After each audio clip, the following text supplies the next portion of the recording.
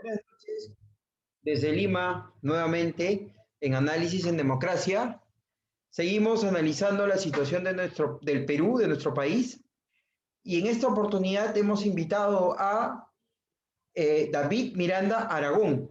Él es presidente de la Coalición Peruano-Americana y radica en Carolina del Norte, en los Estados Unidos. Él es director también de Educación Cívica o Educating Citizen, que es una organización que busca fomentar los valores para la familia y para el civismo. Esta noche vamos a conversar acerca de su visión que tiene desde Carolina del Norte, de todo lo que está pasando en nuestro país, el Perú, y nos va a dar su punto de vista. Así que buenas noches, espero que puedan apreciar esta conversación que vamos a tener con él y aprender un poco más acerca de las realidades de otros países que también tienen peruanos y que ven al país de distinta óptica. Así que bienvenidos. Buenas noches. Como les comenté, estamos nuevamente en Análisis en Democracia, esta vez siguiendo el análisis de Perú. Y en esta oportunidad tenemos a David Miranda Aragón. Como les dije, él es presidente de la Coalición Peruana-Americana de Carolina del Norte. Y esta noche vamos a conversar con él acerca de la situación de nuestro país desde otro punto de vista, desde un punto de vista diferente porque él vive y reside en los Estados Unidos y lógicamente tiene otra visión del Perú, a pesar de que ha podido venir en algunas oportunidades al Perú en este tiempo que vive y reside en los Estados Unidos, pero la visión que él tiene es diferente a la que tenemos los que vivimos aquí. Buenas noches, David, ¿cómo estás? Buenas noches, Aldo. Muchas gracias por la invitación y aquí prestos a tratar de responder todas tus preguntas. Lo primero que quiero preguntarte es, ¿por qué emigrar a Estados Unidos y en qué momento emigraste a los Estados Unidos? Emigré porque en los años 90 fue muy duro para muchas familias. Indudablemente el que se cambie todo, las reformas que hubieron, ¿no? A consecuencia de la Constitución del 93, las empresas comenzaron a reducir personal, a proponer renuncias masivas, y muchos salimos por distintas maneras, ¿no? Algunos nos acogimos, otros simplemente los despidieron, y yo trabajaba en una empresa del Estado. Salir a los 35 años en los 90 era muy difícil, poder recomenzar, más que nada todavía considerando el tema salarial, ¿no? Porque teníamos un salario más o menos por encima del promedio. Entonces, cuando ibas a buscar el trabajo, te encontrabas con una pregunta muy simple: ¿por qué quieres ganar menos, ¿no?, de lo que ganabas antes? Y era porque la competitividad era muy fuerte con jóvenes que empezaban saliendo de la universidad y quizás nosotros ganamos. Yo ya a los 35 años ganaba aproximadamente, pongámosles, el equivalente a 3 sueldos mínimos. Sin embargo, un joven recién egresado ganaba un sueldo mínimo y quizás 200 soles más. Entonces era difícil competir con jóvenes salarialmente, más si tenías familia, ¿no? Más si querías estudiar algo más. Entonces, simplemente comencé a evaluar la posibilidad de emigrar. A esto sumado también de que, en mi caso particular, no puedo hablar por otras personas, pero sí habíamos algunas personas que hacíamos política y había una hostilidad por parte del gobierno de turno contra cualquier persona que tratara de oponerse o de manifestarse. Creo que ya eso es conocido. En los 90 la prensa fue tomada, las protestas fueron acalladas en cierta forma y algunos fuimos perseguidos en los centros laborales, si uno buscaba un trabajo, veían la manera de hostilizarte, ¿no? O hostilizar a la empresa para que no te consideren dentro de su... O sea, para que no dures mucho tiempo. Te caía la SUNAT, le caía la SUNAT a la empresa y le decían, te vamos a hacer un inventario o no, simplemente veían la manera de, pongamos una palabra fuerte, extorsionar para que no tuvieran el trabajo. Entonces, ante esa posibilidad cada vez era más difícil. Así que decidí estudiar algo técnico y reiniciar mi vida en otro lado.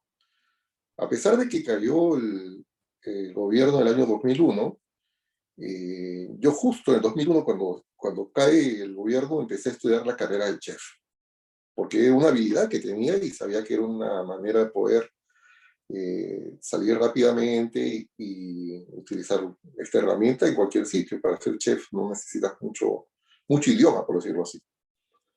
Y eso me valió para que en 2004, cuando yo acabé, a pesar de que ya había un gobierno democrático, ya había tomado la decisión y me vine por medio de la corporación Hilton. Y ahí empecé mi carrera acá, ¿no? Así me fui del Perú, a empezar de nuevo. Y bueno, empezaste y estuviste en Estados Unidos y poco tiempo después fundaste lo que es la coalición peruano-americana de Carolina del Norte. Cuéntanos un poco cómo así surgió esta idea. En realidad, la palabra coalición trata de juntar diferentes esfuerzos. Acá vimos de que ya había un señor que organizaba, por ejemplo, la Copa Perú. Habían varios peloteros, como le decimos nosotros, peruanos, muchachos o señores, que habían armado sus equipos, y entonces ellos, como se dice, se juntaban 2 o 3 veces por semana para jugar, y en julio, coincidiendo con la celebración de las fiestas patrias, se armaba la Copa Perú. También invitaban indudablemente a equipos mexicanos, a colombianos, ¿no? A otros países, y había una competencia sana, muy bonita. Este era un lado del deporte. Había un grupo también de una joven señora, Sonia Alvarado, que le gustaban las danzas. Entonces tenía un grupo de jóvenes peruanos que practicaban el folclore peruano del Huaylas, ¿no? El afro, la marinera. Entonces había un grupo que ya estaban comenzando, eran los pininos de lo que era la parte religiosa, de la parte tradicional, que era que después se conforma la Hermandad del Señor de los Milagros. Y teníamos también la necesidad de juntarnos porque, si bien es cierto, el estado de Carolina del Norte tiene una cantidad más o menos de 7.000 peruanos, nosotros en este estado no tenemos un consulado. El consulado más cercano que nos corresponde por una decisión geográfica es el consulado que está en Atlanta, Georgia. Entonces, existen lo que se llaman los consulados itinerantes. Y ellos venían en esa época una vez al año. Y veíamos que había la necesidad, por cuestiones de trámites de distancia y porque algunos compatriotas no contaban con documentos para manejar o para trasladarse hasta allá por temor a que sean capturados, de que ellos viniesen no una, sino hasta 2 veces. Esta suma de preocupaciones, entre preocupaciones y actividades de diferentes grupitos o personas bien intencionadas, todas con ganas de servir, en reuniones a veces que organizábamos primero informalmente, hacíamos unas primeras celebraciones del Día de la Independencia.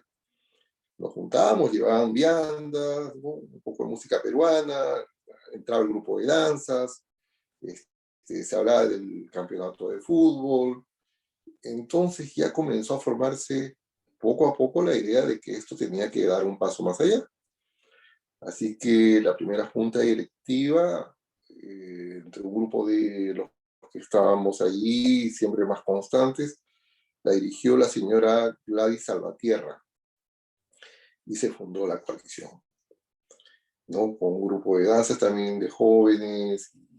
Y ya fuimos caminando poco a poco, ya esas necesidades se fueron cubriendo ya más formalmente. El consulado nos reconoció como una organización tipo puente, ¿no? Con el ciudadano acá, de esta zona sobre todo. Así se formó. Bien, ahora, ¿cómo ve usted al Perú después de vivir tanto tiempo fuera?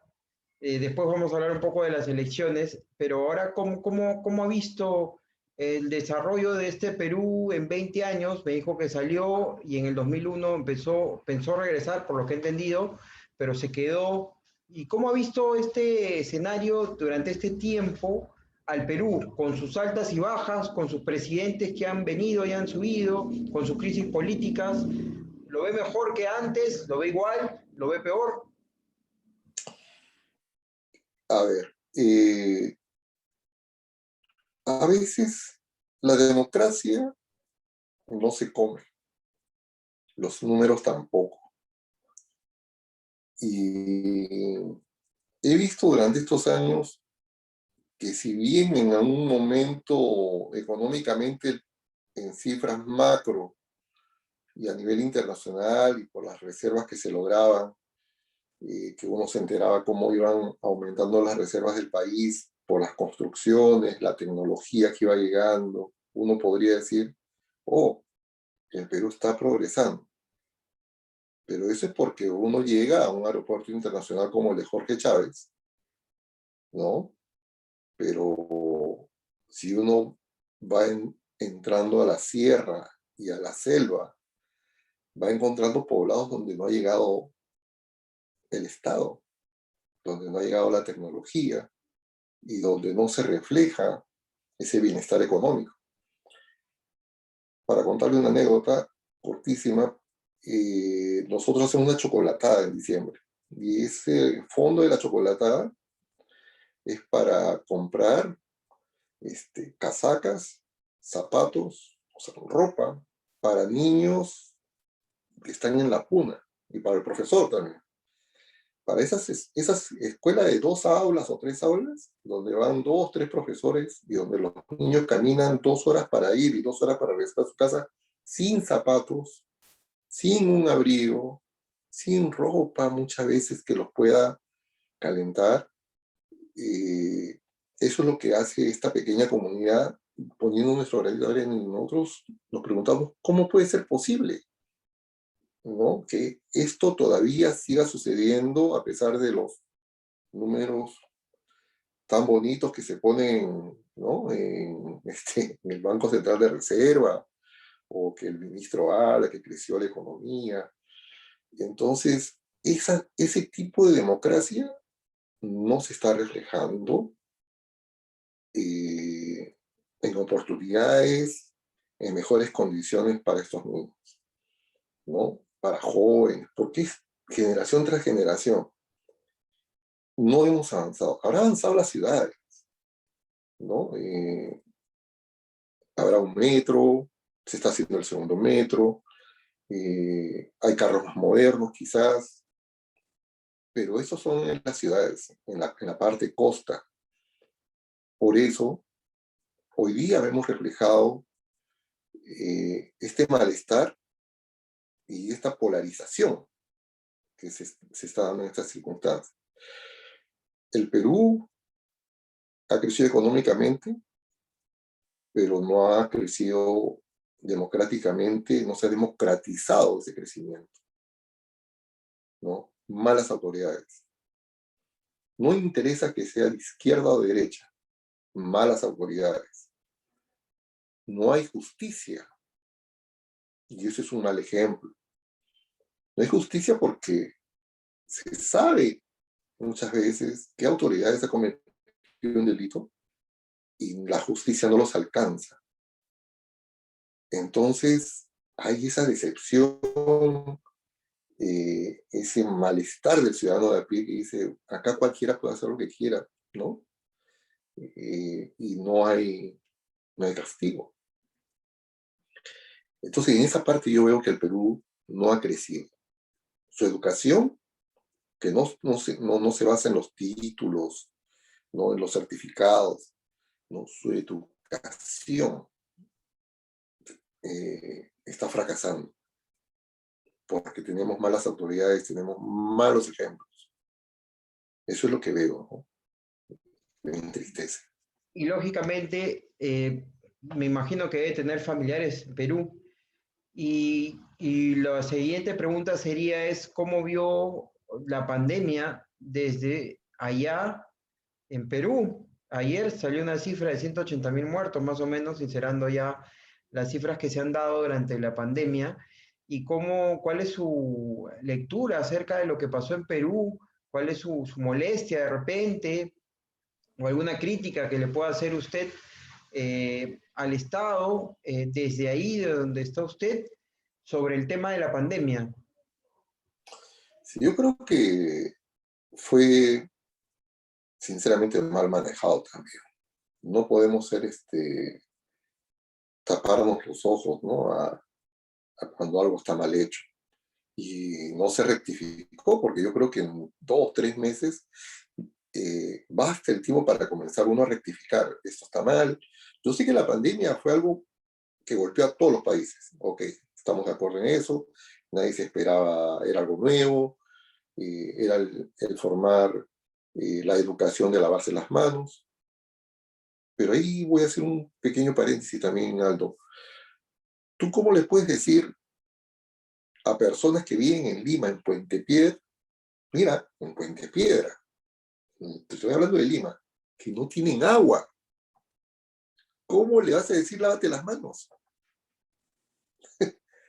No suena inaudito, suena sarcástico.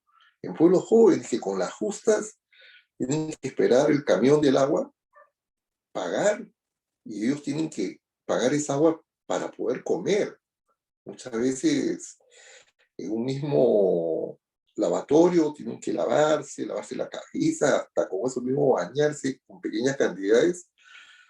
Y el gobierno, pues, ponte una máscara, lávate las manos, usa el jabón con las justas. Personas que no tenían materiales de higiene, se les exigía de que hagan algo que no es que no querían, sino es que no tienen el acceso.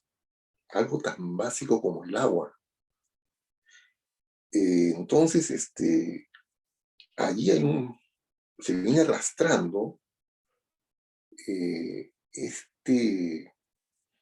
se puede decir, este elemento tan importante que es el agua, que no se otorga, que no se crea la logística para que tengamos el acceso. Eh, no le puedo decir a Estados Unidos porque lamentablemente acá teníamos todo lo contrario, teníamos una autoridad como Donald Trump que decía que no se use la máscara, que, bueno, ustedes creo que ya saben todo lo que dijo, de que un poco más que se tomen el cloro, que, ¿no? O sea, hay diferentes tipos de autoridades, pero el Perú creo que tuvo la oportunidad de poder enmendar. Lamentablemente hubieron dos factores: malas autoridades que no supieron tomar decisiones, mala logística también para la parte de higiene. Y indudablemente esas malas autoridades o el desconocimiento no logró cercar, no logró hacer seguimientos. Hay muchas metodologías, no se quiso llamar a los expertos, quizás a los que sí sabían, se les ninguneó y más lo trataron como una emergencia para sacar provecho. Se vio, ¿no? Que algunos sacaron provecho en la policía, me enteraba de algunas autoridades que, bueno, elevaban los precios de las máscaras. Se vio este escándalo de la vacuna no hace mucho, de autoridades que se habían beneficiado. En sí, brota lamentablemente en este tipo de emergencias la falta de educación, pues, la falta de solidaridad, la falta de compromiso, ¿no? Este mes de junio es un mes que se recuerda la entrega de Bolognesi, ¿no? Cómo ha habido personas, héroes, a ser héroes, que entregaban su vida al servicio de la patria, mientras que ahora vemos lamentablemente que hay gente que llega al gobierno, a un poder para servirse de ella. costa de las vidas de los demás, algo que duele. Sí, claro. Conversaba con una compatriota que reside en la Florida y me comentaba acerca de que allá los consulados peruanos son un poco indiferentes con muchos aspectos de los trámites normalmente que se hacen cuando uno está en otro país. ¿Esa sensación la tiene usted también del consulado o que está en Atlanta? Me dice un poco de dejadez que hay en las autoridades peruanas que residen allá, o es diferente o es una sensación de repente equivocada. Cada consulado, sí he escuchado algunas quejas en New Jersey en alguna ocasión de algunos compatriotas. Yo creo que hemos tenido la suerte, ¿eh? Y lo digo con toda sinceridad, de que hemos tenido buenos cónsules. Eh, yo he visto llegar a todos los cónsules que han venido acá, hemos tenido la suerte de tener una muy buena relación. Nosotros los hemos apoyado también. Entonces tenemos el teléfono del cónsul, la línea abierta, como se dice. Nosotros no lo molestamos por una vez al mes ni cada 2 meses. Solamente cuando es una emergencia real, ¿no? Y el cónsul también nos encarga, como es lógico, eh, cuando nosotros tenemos que recibirlos a ellos, coordinamos el consulado móvil que venga, preparamos la logística, los apoyamos en el orden.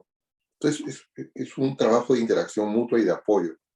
Y no puedo negar de que las pocas veces que he tenido que levantar el teléfono por una real emergencia, no solamente el cónsul, sino el personal del consulado en Atlanta, nos han apoyado, han ido quizás un poco más allá. O sea, uno se da cuenta cuando en realidad un funcionario te quiere facilitar, porque no estás en el Perú, o sea, requieres un apoyo, requieres que en realidad te ponga en tu situación, en tus zapatos. Mucho más si hay alguno de los compatriotas nuestros que de repente no tiene una licencia de conducir para manejar hasta allá, están solos a veces. A veces hemos tenido casos de accidentados en carretera que se han estrellado y no tienen familia. Entonces hemos tenido que movilizarnos para poder darles un alcance en el hospital, visitarlos, hacerla de la familia, ¿no? Contactar con su familia en Perú.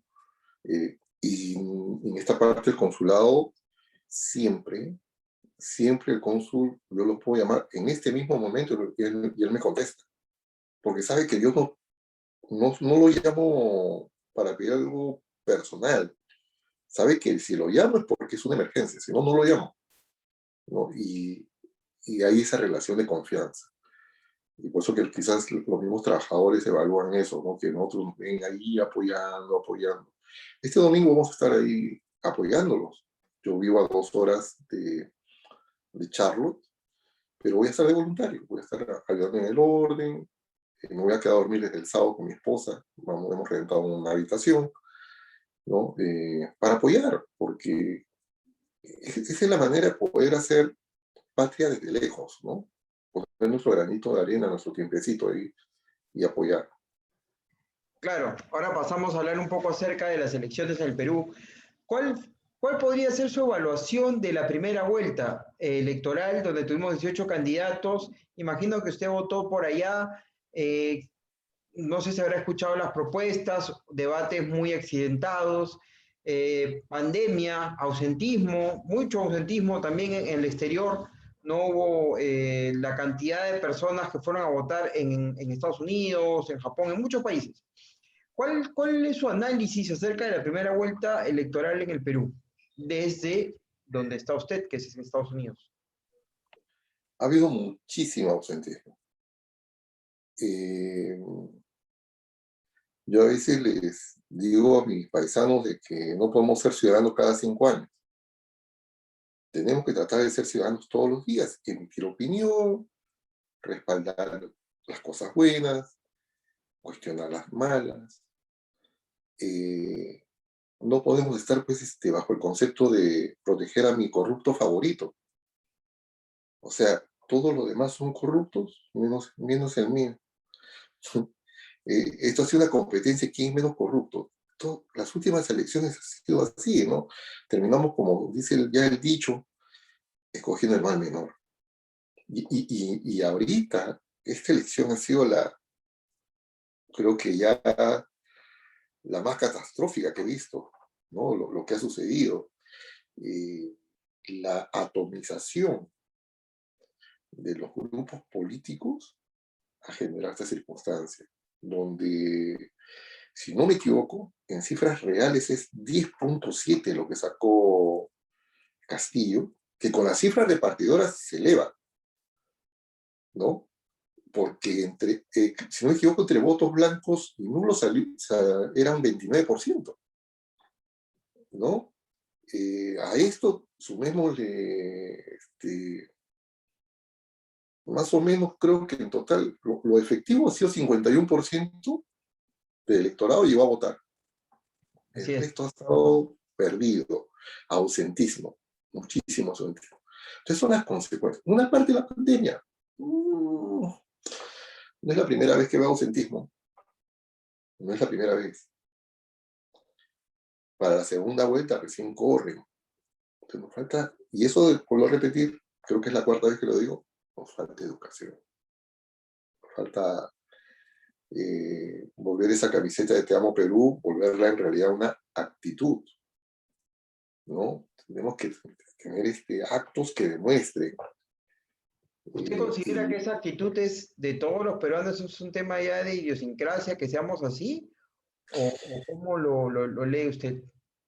Yo creo que estamos llegando a un conformismo y, y eso es porque lamentablemente se ha ido naturalizando la parte cívica, ¿no? Que se eliminó una curricular. Se ha perdido valores y se ha trastocado todo, ¿no? Nadie niega, pues no queremos un santo, o sea, el presidente, ¿no? Tampoco, pero queremos que mínimamente, pues, no sea, pues, una persona que está imbuida en favores o en millones, ¿no? O con gente que piensa de manera radical. O sea, hay tantos factores que ahorita se han conjugado que da pena entre lo que tenemos que elegir, ¿no? Personas que se jactan de tener millones y haber hecho esos millones a costa de tener exoneraciones de impuestos, mientras que hay un montón de sitios donde se necesita ese dinero para poder construir escuelas, para pagar mejor a profesores, para pagar médicos, enfermeras, para poner postas médicas. O sea, hay tantas cosas de las cuales nosotros como ciudadanos nos hemos ido descuidando y nos hemos dejado ir arrastrando por la dejadez, por la indiferencia, que al final todo es falta de civismo, ¿no? No, hay una película peruana en Netflix, pero no sé, seguramente que usted la ha visto, de cuando empezó la independencia. 200 años, Sí, 200 años, y seguimos dando vueltas en lo mismo, sí. en el mismo carrusel. Sí, es el mismo revanchismo, el mismo conformismo, sí es cierto. Hemos llegado a un bicentenario un poco de la misma manera que empezó la República. Y en Así. base a eso, ¿cómo usted ve esta segunda vuelta, en la cual, bueno, no sé si he tenido oportunidad de ver el debate el día domingo o el anterior, también fueron dos debates desde allá? ¿Qué cree usted que ahora el Perú tenga o qué, qué es lo que el Perú va a tener a partir del 6 de junio con este nuevo presidente, sea hombre o mujer, sea de derecha o de izquierda? Bueno, porque son las ideologías que están compitiendo. ¿Cómo ve usted esta segunda vuelta? Si bien dice usted el mal menor, nos han dado, no han dado a elegir mucho, pero bueno, es lo que hay. Y dentro de lo que hay, ¿cómo ve usted esta segunda vuelta? Mi comunidad en esta oportunidad, para esta segunda vuelta, va a ir masivamente. Me han llamado muchos paisanos asustados y otros tratando de, o sea, cada uno defendiendo su punto de vista y preguntándome que yo trato de abstenerme de hace tiempo en dar una posición radical o enérgica. Yo les digo, vayan reflexivamente y voten por uno de los, bueno, al final se tiene 4 opciones, esa es la verdad. Es uno, el dos, el blanco o el viciado. No comparto el viciado porque es un poco el ya estar cansado de todo. El blanco es un poco como el que cree una democracia, pero no me siento representado por estas dos personas, por estos dos candidatos. Y los otros dos, pues, ¿no? Son las dos opciones. Y ninguno dijo el cómo. Dijeron que iban a hacer esto, que voy a hacer lo otro, que voy a cambiar acá, que voy a dar tanto, que voy a dar... O sea, era una competencia de quién daba más, ¿no? Parecía un remate, pero ninguno decía el cómo. ¿Cómo lo vas a hacer? ¿De dónde vas a sacar el dinero? Ninguno dijo, tenemos tanto de reserva y vamos a utilizar este porcentaje. Ah, bueno, que van a crear nuevamente más papeles de deuda. O sea, van a seguir empeñando a las próximas generaciones. Eh,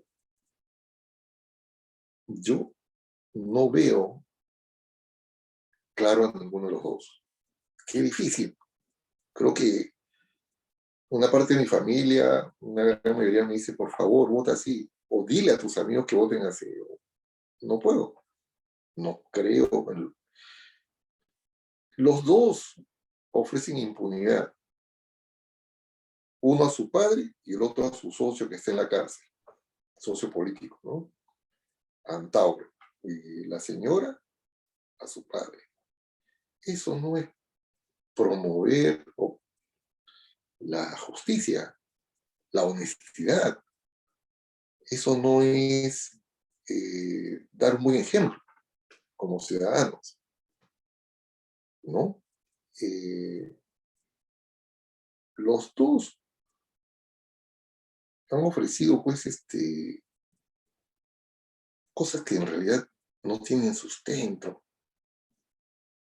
Bonos, la señora y el otro señor con también otro tipo de bonos. El peruano es muy creativo, es muy trabajador, es conocido afuera, menos. Aquí en Estados Unidos se hizo una vez una investigación de quién era la comunidad y la etnia que llegaba con un nivel académico, y de todas las etnias del mundo salió un informe que el peruano era la etnia más progresista. En primera y mucho mejor en segunda generación. O sea, venían los padres, eran chambeadores, ponían, algunos llegaban al grado de poner algún tipo de negocio, pero casi el 90% sus hijos terminaban la escuela, terminaban en la universidad y eran sobresalientes. Hay varios que han terminado en Washington, becados, y eso da orgullo. Yo digo, ¿por qué todas estas ganas no se reflejan en Perú también? ¿No? ¿Por qué no hay un gobierno que diga, sí, yo voy a promover la parte, se habla de la parte científica, pero yo pienso que la parte de competencia entre estudiantes, ¿no? Le voy a dar un pequeño ejemplo. Acá, por ejemplo, usted va a poner una bodega o una tienda, puede ir a un college y le dice al college, yo necesito saber, en esta avenida, yo pienso poner un negocio en este centro comercial. Quiero saber cuántos carros entran y cuántos salen. Se lo pide a la escuela, y la escuela al profesor de estadística le dice que haga un trabajo con sus alumnos sobre ese tipo de negocios. ¿Por qué? Porque las escuelas acá están financiadas también y reciben impuestos. Y les conviene de que se abran más negocios. ¿Para qué? Para recaudar, ¿no? Entonces, yo digo, ¿y eso no se puede hacer en Perú?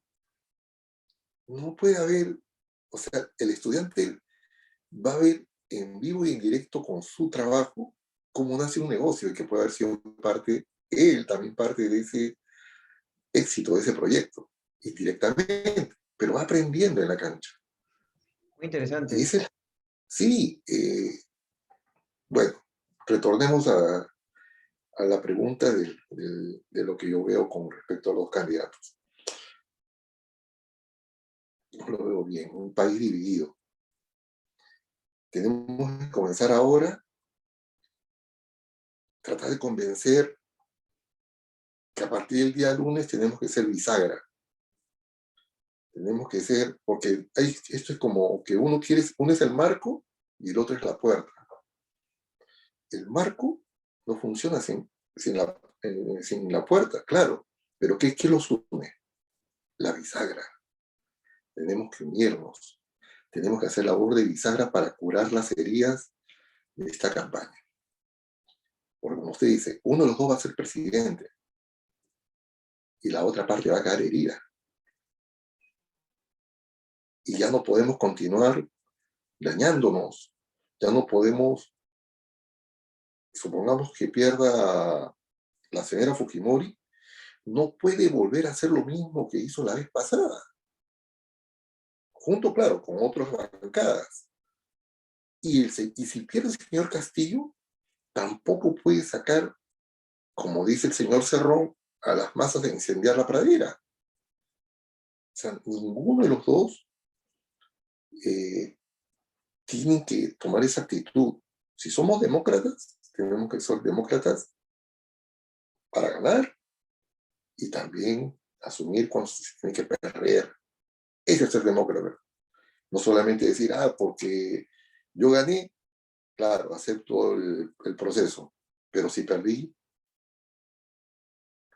o sea, eres peruano. Sí, pues ya tienes que tirar para adelante, ¿no? Tienes que aceptarlo y darle tu apoyo. Si en realidad la señora Fujimori ha madurado y todos los demás quieren madurar, tienen que apoyar al señor Castillo. El señor Castillo se le pondrá pues las pautas, que no se exceda, que no se salga del camino. Existe un congreso, ¿no? Y si es la señora Fujimori, que no se exceda tampoco, ¿no? Estar vigilantes, como ciudadanos tenemos que estar vigilantes por ambos lados. Y por eso decía en el comienzo, tenemos que estar activos, no cada 5 años. Tenemos que ser peruanos todos los días, tenemos que ser ciudadanos día a día. Como peruano, ¿qué usted hubiera esperado tener en el Perú o que sea el Perú al cumplir 200 años de república? ¿Cuál hubiera sido o cuál era su anhelo o cómo hubiera querido ver al Perú al llegar a los 200 años? Me hubiera gustado verlo eh, con mayor civismo por parte de la gente, con, con actos como, por ejemplo, la higiene, ¿no?, de las calles, con el acto de saludar, eh, con, para comenzar a dar un ejemplo, con un mejor tráfico, ¿no? O sea, el tráfico es un ejemplo claro de cómo estamos tan mal, con carros que no respetan las líneas, el pare, con doble o triple línea para voltear a una esquina, sin cruzándose la luz roja. O sea, ahí se ve la educación. Hubiera querido un, un país más educado. No digo perfecto, pero que ya vaya avanzando en ese proceso, ¿no?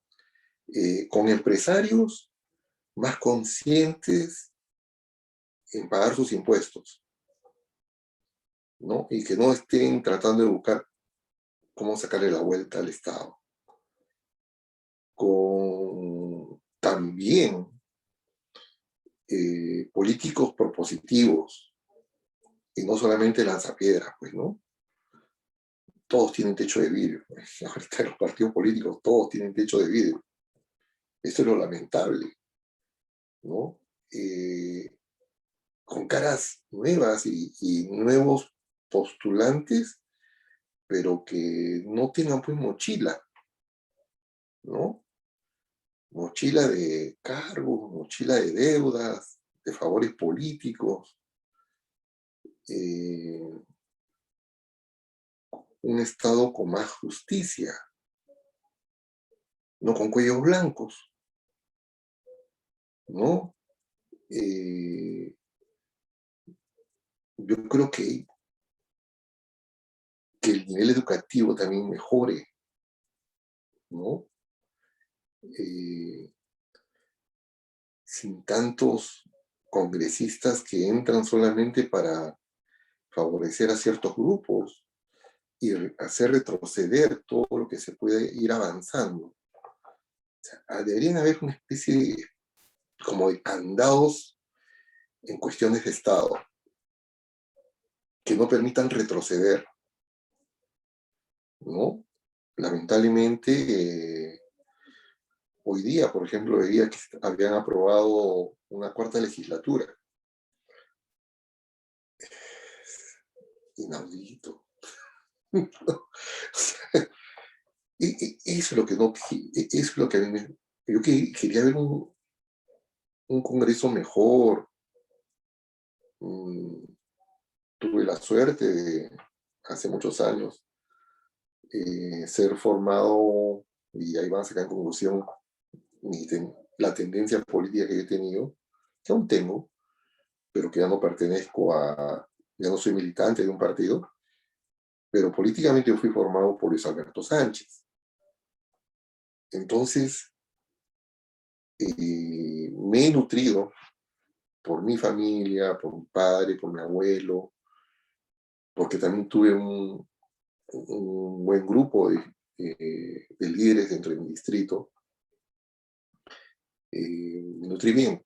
También he criticado internamente a mi partido. Y por eso ahora estoy afuera, ¿no? Pues eso se da. O sea, también los partidos han perdido la brújula, han perdido su doctrina, ¿no? Han perdido la mística. Entonces, los militantes se alejan, los simpatizantes ya no creen y la gente se va alejando, ¿no? Entonces nos falta trabajar partidos políticos en serio con líderes buenos. Sí los hay, ¿eh? Yo conozco a varios que quieren hacer política. Lamentablemente no tienen quizás toda la economía, saben de que hay un mundo detrás muy fuerte, ¿no? de políticos que no quieren competencia. Y eso es lo que muchas veces no permite que salgan nuevas caras, ¿no? Y la penúltima pregunta que le voy a hacer es, ¿qué le podría enseñar la democracia americana a la democracia peruana? Ya que usted ha vivido muchos años y ha radicado en Estados Unidos, ¿qué cree usted que puede aprender el Perú, la democracia peruana, de la americana? Para comenzar, que traten de conciliar la mayor cantidad de grupos para unificar y que en vez de que sean 19 o 20 sean pues 4, ¿no? O 5, excesivamente. El buen político o los buenos grupos políticos tienen que aprender a conciliar y para conciliar tienes que aprender a renunciar a veces. No porque tú tienes 10 puntos vas a lograr los 10 puntos. O sea, tienes que ver que hay otro grupo. Tienes que aprender a respetar y a reconocer al adversario y de repente, en su momento, puedes llegar a conciliar, ¿no? A acercarte y decir, mira, en esto pensamos así, oye, tú eres azul. Claro, pero yo soy celeste. Bueno, ya estamos casi en el mismo color, pues. ¿Qué te parece si yo me bajo un poquito el azul y tú le subes un poquito a tu celeste? ¿No? Y así sucesivamente. O sea, lograr algunos puntos donde se puedan ir aminorando esta atomización. Eso solamente, y vuelvo a insistir, lo puede lograr una mejor educación, ¿no? También está el tema del abrirle las puertas y acercarse, involucrarse con las otras regiones, sobre todo en los Andes, los costeños, me incluyo, ¿no? Porque yo soy limeño, no queremos mirar a los Andes. Entonces allá se forman, como se dicen políticamente, caciques, ¿no? Que quieren defender pues su territorio, su zona, ¿no? Y que nos ven de otra manera. Entonces no nos sabemos integrar, nos falta integrarnos. Entonces yo creo que ahí viene el tema de cada vez trabajar más esa integración y para que se vaya reduciendo eh, esta atomización, que no se trata de pluralidad, ¿eh?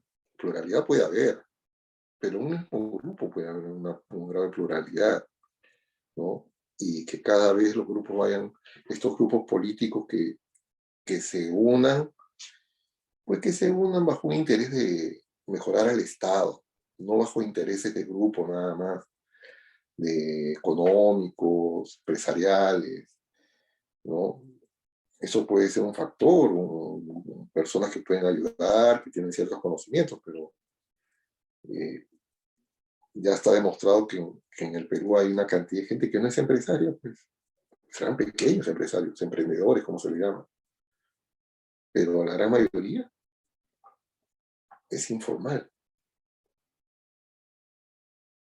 ¿no? Y la última pregunta es, ¿cómo se siente un peruano cuando le dicen en el exterior, la frase siempre es, tú no estás en el Perú, ¿por qué opinas, no? Porque tú no tienes derecho a opinar porque no vives en el Perú, no conoces la realidad.